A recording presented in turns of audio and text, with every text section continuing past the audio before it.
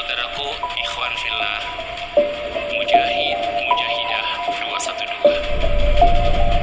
Makam 6 syuhada, pahlawan revolusi akhlak, belum kering, cucuran darah masih sangat terngiang ke telinga kita. Imam besar kita kembali dizolimi dan dikriminalisasi. Saya yakin ini semua tidak membuat semangat kita menjadi lemah. Apa saya yakin dan percaya justru ini semua membuat semangat perjuangan kita meningkat berpuluh-puluh kali lipat.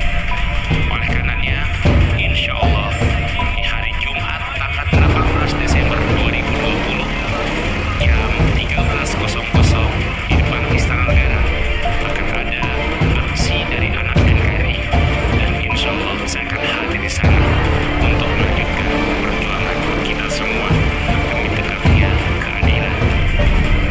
Siapapun eksekutor dan aktor intelektual dari pembunuhan 6 syuhada harus diungkap sampai tuntas dan terbuka untuk rakyat Indonesia. Oleh karenanya, teruslah berjuang untuk tegaknya keadilan demi selamatkan negara kesatuan Republik Indonesia.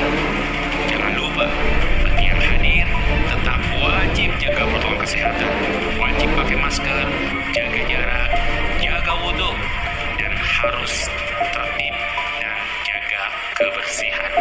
Tunjukkan akhlak kita.